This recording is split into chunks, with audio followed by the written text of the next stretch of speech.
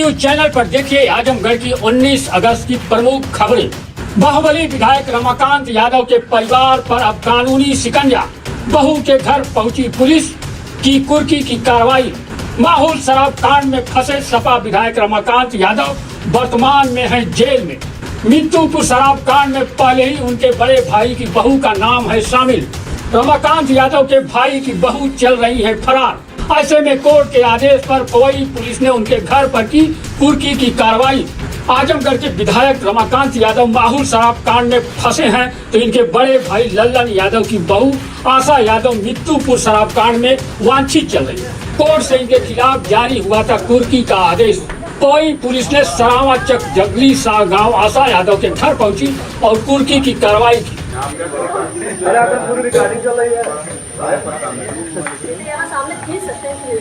हाँ बिल्कुल, आप सामान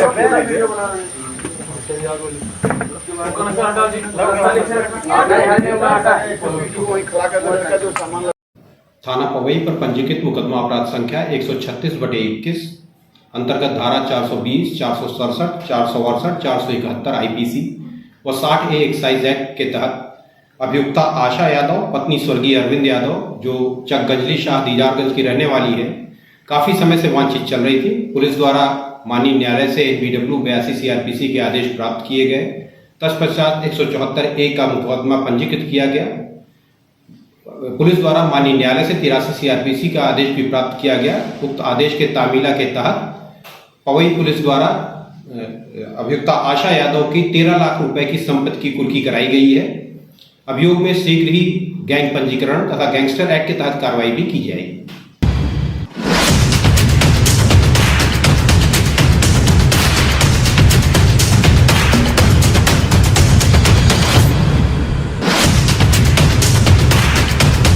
माफिया कुंटू सिंह गैंग के 3 सहयोगियों सहित 7 अपराधियों की खुली हिस्ट्री शीट। एसपी ने जीएनपुर पुलिस की आख्या के आधार पर खोली हिस्ट्री शीट। प्रदेश स्तर पर चिन्हित माफिया कुंटू सिंह गैंग के 3 सहयोगी और 4 की खोली हिस्ट्री शीट। सभी पर लूट, छिनैती, नकबजनी, मारपीट जैसी घटनाओं में रहते हैं शामिल। अभी सभी के आपराधिक क्रियाकलापों की होगी निगरानी। माफिया कुंटू सिंह गैंग के जिन 3 सहयोगियों की खोली गई है हिस्ट्री शीट, उसमें शामिल है अबू राफे, जीएनपुर के अतरकच्छा गांव का निवासी।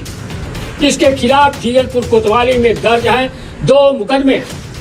इसका संपर्क है कुख्यात अपराधी ध्रुव सिंह उर्फ कुंटू सिंह।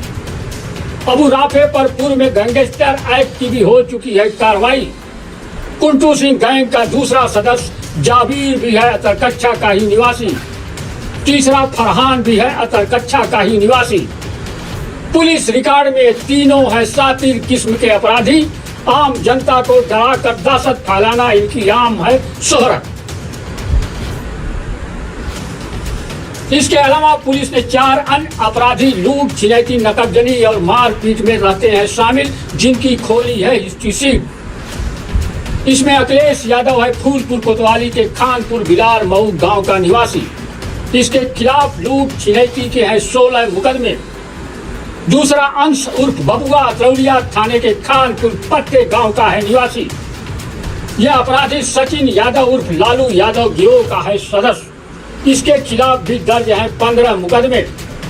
तीसरा नदीम अहमद है सरामीर थाने के पुराना थाना का निवासी। इसके खिलाफ भी है 9 मुकदमे। चौथा विजय प्रताप सिंह है जीएनपुर के अंवारी नारायणपुर गांव का निवासी। इसके खिलाफ भी है 6 मुकदमे।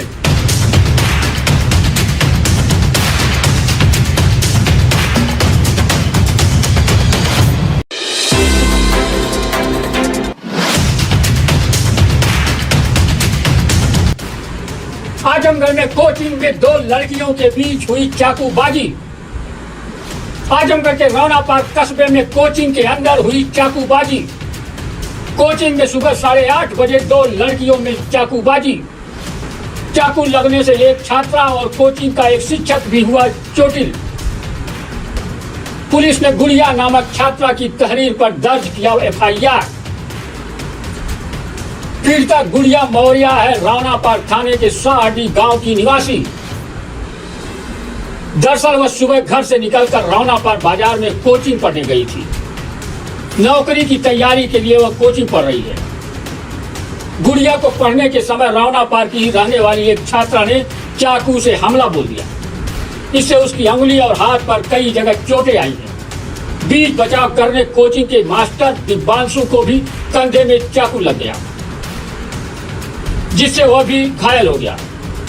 गुड़िया ने रौनापार थाने पर तहरीर दी। पुलिस ने मेडिकल कराकर मुकदमा दर्ज कर लिया और जांच में जुट गई। चाकूबाजी के कारणों का अब तक पता नहीं चल सका।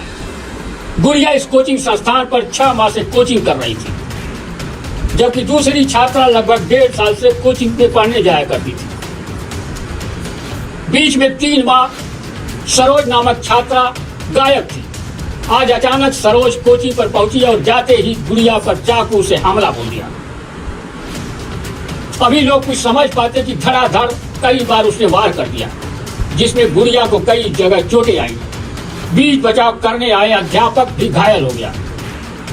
कोचिंग के अंदर एक लड़की के हाथ में चाकू और उससे एक छात्रा और टीचर भी घायल हो जाता है।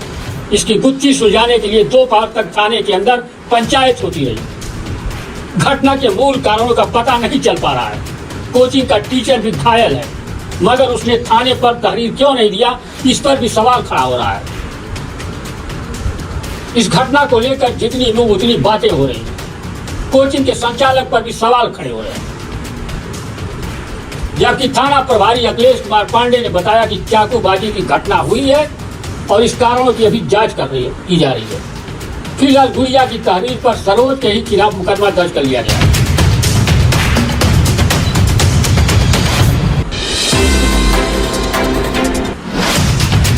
प्रधानपति ने जिन 2 शूटरों से खुद पर गोली चलवाई थी, वे शूटर भी हो गए अरेस्ट। प्रधानपति ने अपने ऊपर फायरिंग करने के लिए शूटरों को दिया था 6,000 रुपए एडवांस। पुलिस पहले ही खुलासा कर चुकी थी। प्रधानपति आशुतोष सिंह ने खुद पर चलवाई थी गोली और विरोधियों को फंसाने के लिए दर्ज कराई थी झूठी FIR। आजमगढ़ के जहानागंज थाने के गंभीर वन गांव के प्रधान का पति है आशुतोष सिंह। इस पर पुलिस प्रधानपति सहित भाई और 2 अन्य को पहले ही कर चुकी थी गिरफ्तार।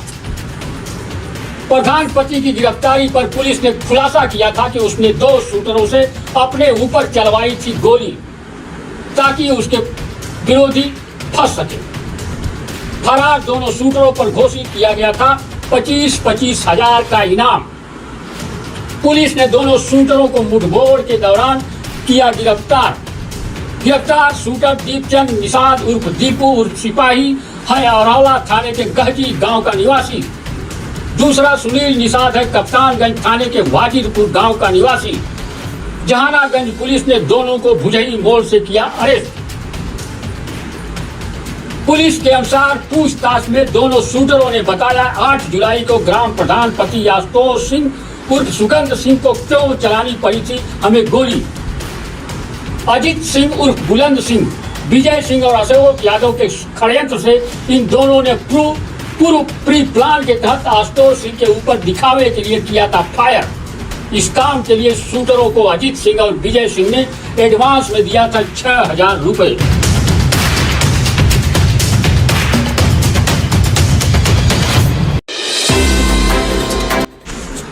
एक करोड़ से अधिक के घोटाले में फंसे सिवली इंटर कॉलेज के पूर्व प्रधानाचार्य और पूर्व प्रबंधक। संस्थागत अंग्रेजी माध्यम के छात्रों को बिना किसी मान्यता के ही वित्तविहीन का छात्र बनाकर अवैधानिक तरीके से 1,22,47,036 रुपए अतिरिक्त वसूलने और वसूल की धनराशि किसी भी खाते में जमा न कराए जाने का दोनों लोगों पर है आरोप। सिवली नेशनल इंटर कॉलेज के पूर्व प्रधानाचार्य निसार अहमद और पूर्व प्रबंधक अब्दुल कईम के खिलाफ कॉलेज प्रबंध समिति के प्रबंधक मिर्जा महफूजुर रहमान ने नगर कोतवाली में मुकदमा दर्ज कराया। अब पुलिस पूरे मामले की जांच कर रही है। इस मामले में DIOS उमेश कुमार त्रिपाठी ने पूर्व प्रबंधक को 3 दिन में संबंधित धनराशि विद्यालय के खाते में जमा करने का आदेश भी दिया है। नगर कोतवाली में दर्ज मुकदमे के अनुसार विद्यालय को हिंदी और अंग्रेजी माध्यम से मान्यता मिली हुई है। छात्रों का निर्धारित शुल्क कक्षा 6 से 8 तक का शून्य, कक्षा 9 के लिए 469 रुपये, 10वीं कक्षा के लिए 895 रुपये और 11वीं कक्षा के लिए 542 रुपये और इंटर के लिए 1053 रुपये प्रति छात्र वार्षिक है। आरोप है कि विद्यालय के पूर्व प्रधानाचार्य और पूर्व प्रबंधक ने 1 अप्रैल 2019 से 31 मार्च 2021 तक बिना वित्तहीन मान्यता के ही संस्थागत विद्यालय कोड संख्या 1049 अंग्रेजी माध्यम के छात्रों को वित्तविहीन का बनाकर कक्षा 6 से 8 तक के छात्रों से 8,800 रुपये, कक्षा 9 से 10 तक के छात्रों से 10,500 रुपये और कक्षा 11 से 12 तक के छात्रों से 11,700 रुपये प्रति छात्र वार्षिक वसूल किया गया। डीएम के आदेश पर DIOS की अध्यक्षता में गठित संयुक्त जांच टीम की जांच पुष्टि भी हो चुकी है।